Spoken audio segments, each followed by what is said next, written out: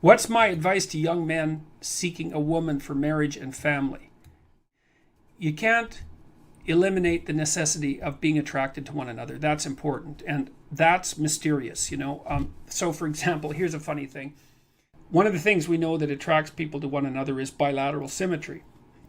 And so if you take men and you rank them by the symmetry of their faces, and then you give the asymmetrical men t-shirts to wear, clean t-shirts for a day, and the symmetrical men clean t-shirts to wear for a day, and then you give the t-shirts to women and you have them rate the odor, the women rate the odor of the symmetrical men as more attractive than the odor of the asymmetrical men. And there are other factors that determine sexual attractiveness that are based on biological factors that are that deeply embedded in terms of smell, for example. So women also tend to not be sexually attracted to the scent of men who have, if I remember correctly, it's Rh factors that would make for potential trouble in childbirth.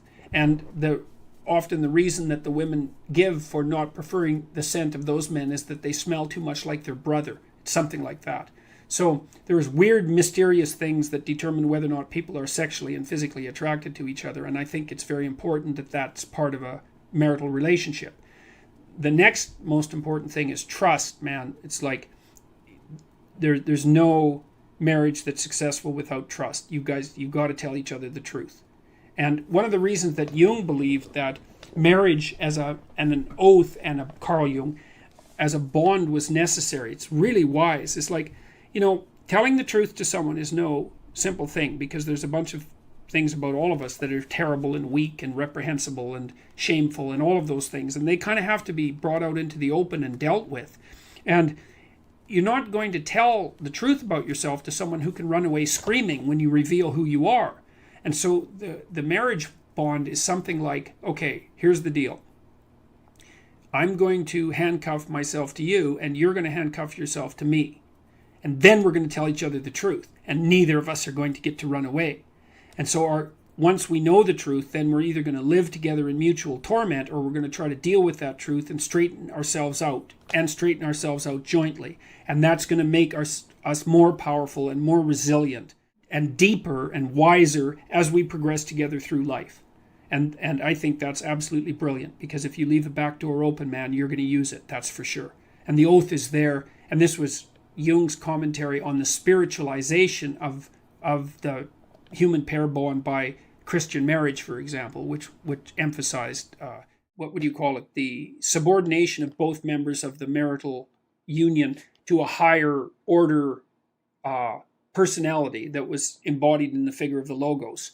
So the idea is that in the Christian marriage, for example, the man isn't the boss and the woman isn't the boss. The boss is the mutual personality composed by the seeking of truth in both of them, and that's conceptualized as their joint subjugation to the Logos. And that is absolutely dead on, man.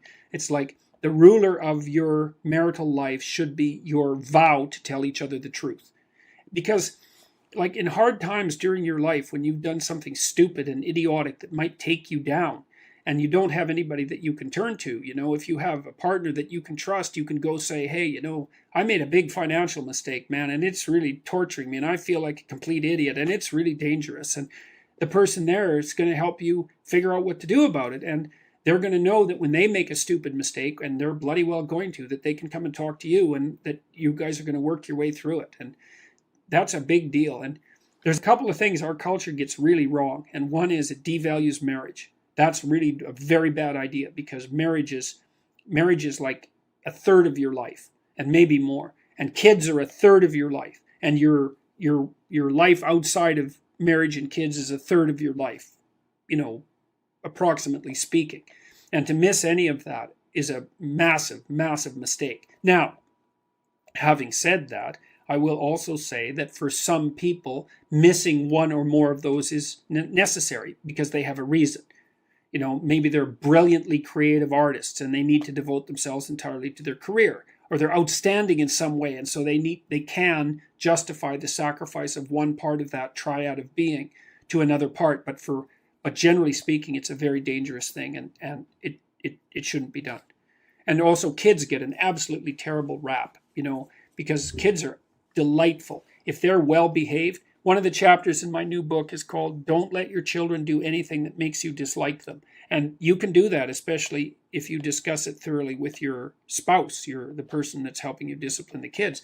And children are the best company because they're really enthusiastic about everything. They love doing new things. They really love you, so they're happy that you're around. All you have to do is make sure they're not too hot and they're not too cold and they've had something to eat and they're not too tired, and you don't expect them to stay engaged in something for longer than they can manage. Because we used to take our kids when they were little out to restaurants, for example, and they could sit there no problem and behave really nicely when they were 2 and 3, but they couldn't do it for more than about 45 minutes. You can't push your luck. But I also noticed with little kids is that they got antsy and unreasonable about 5 to 10 minutes before the adults did too. It's just the adults were too stupid to notice. The kids would notice right away. So back to marriage. Well, you look for someone that you're attracted to, that you love, and then you look for someone that you can bloody well trust. And then you tell them the truth. And that way maybe you can get through life and you can have someone to weave the rope of your being with and together to make your joint rope stronger, and you can have some continuity in your narrative, and you can have children, and then you can have grandchildren, and like you can have a life, man. And there's nothing, you're so fortunate if you can manage that. And also, marry someone you think would be a good mother and that has enough sense, generally speaking, to know that she wants children. Now, some women don't want children, and fair enough. And some women perhaps shouldn't have children. That's also possible. But the general rule of thumb is, especially once a woman's, in her mid-20s, if she doesn't know that she wants children or won't admit it, unless she has a viciously important reason, then she's not oriented properly psychologically. She doesn't know what's important in life. Now, that might also be the case with you, and it probably is, but as a rule of thumb, that's a really good one.